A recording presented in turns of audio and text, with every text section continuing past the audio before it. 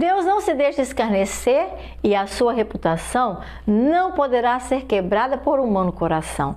Deus não aceita irreverência, mas é mesmo impressionante. Com toda forma de pecado, ele se mostra intolerante. O capítulo 6 deste livro nos mostra que o nosso Deus querido é muito misericordioso, mas que também é muito juízo. Não brinque com Deus, meu querido, e não perca tempo. Mande esse conteúdo para outras pessoas. Se inscreva para receber conteúdo novo todo dia. Ajude esse canal a crescer para que outras pessoas aprendam através da poesia os capítulos da Bíblia. Quando já fazia 7 meses que a arca do Senhor estava em território filisteu, o que muitos preocupou, aos sacerdotes e adivinhos os filisteus chamaram e com muita preocupação para eles falaram: o que faremos com a arca do Senhor? Digam como vamos nos portar, com o que devemos enviá-la de volta para o seu lugar.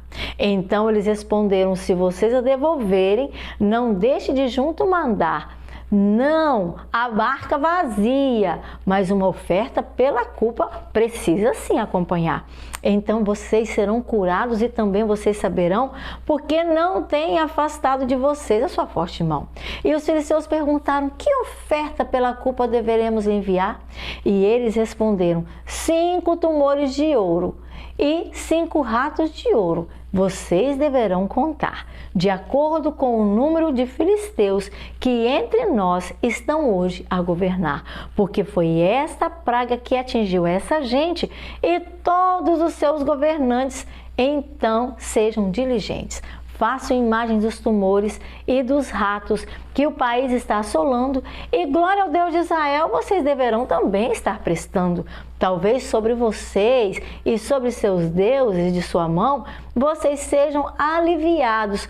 Por que ser como os egípcios e como o faraó, que teve o coração de tal forma obstinado? Porque foi somente quando esse Deus os tratou severamente que eles deixaram seguir o caminho a Israel e a toda a sua gente. Uma carroça nova por vocês deve ser preparada.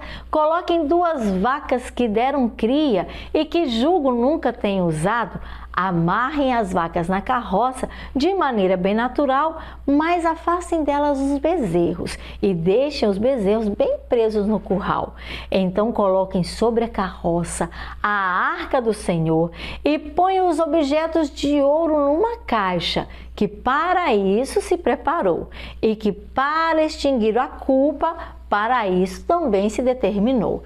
Envie a carroça e fiquem observando o caminho que as vacas farão. Fiquem espertos, atentando.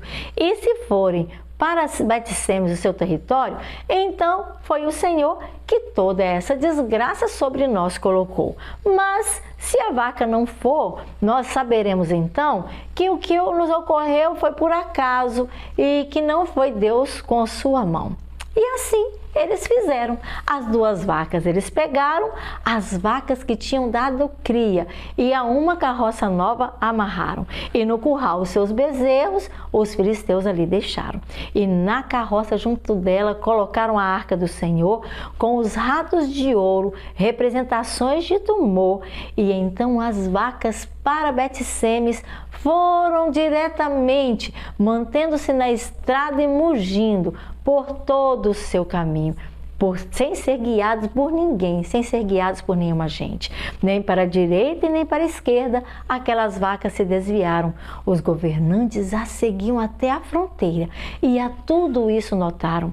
O povo de Bet-Semes, trigo no vale estava colhendo, e muitos se alegraram por a arca estarem vendo. Ao campo de Josué, aquela carroça chegou. E ao lado de uma grande rocha, foi ali, bem perto daquela rocha, que aquela vaca parou.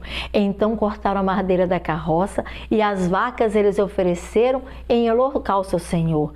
Os levitas tinham descido a arca do Senhor e a caixa com os objetos que eram também como ofertas para o Senhor. E sobre aquela rocha eles tinham colocado e ofereceram sacrifícios ao Senhor e holocaustos. Os 5 governantes dos filisteus a tudo isso presenciaram e naquele mesmo dia a Ecrom eles retornaram e como oferta pela culpa tumores de ouro enviaram.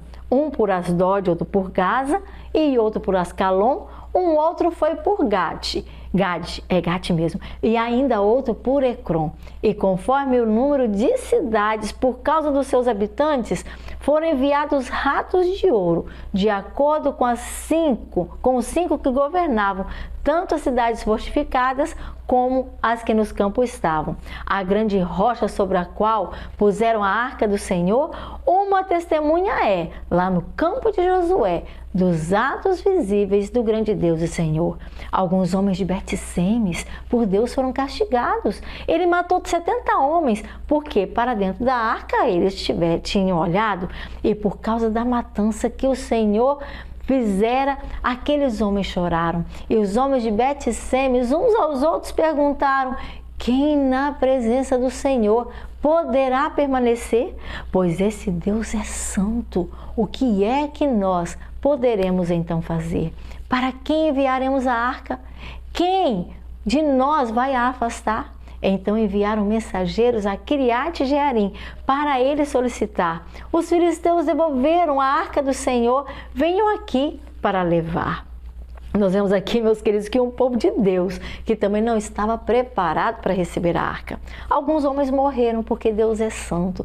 Na presença do Senhor não pode haver pecado. Então aqueles homens, por causa dos seus pecados, curiosamente foram olhar dentro da arca, que Deus já havia dito há muitos anos atrás que não poderia ser olhada, a não ser por pessoas bem preparadas, né, sumos sacerdotes, e eles desobedeceram. Isso mostra para nós que Deus é santo, misericordioso sim, mas santo também. Então, meu querido, não brinque com coisas santas. Observe o que Deus diz que é santo. O nosso corpo é templo do santuário, né? Santuário do Espírito Santo. Então, nosso corpo tem que ser considerado santo.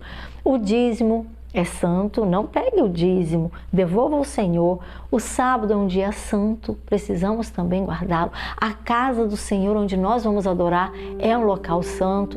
Então tenha cuidado, observe, Deus está dando essas dicas para nós, para que nós também aprendamos a adorá-lo da maneira que Ele necessita e que Ele gosta de ser adorado. Então, meu querido, pegue isso como seu exemplo e viva reavivado pela palavra do Senhor. Até amanhã.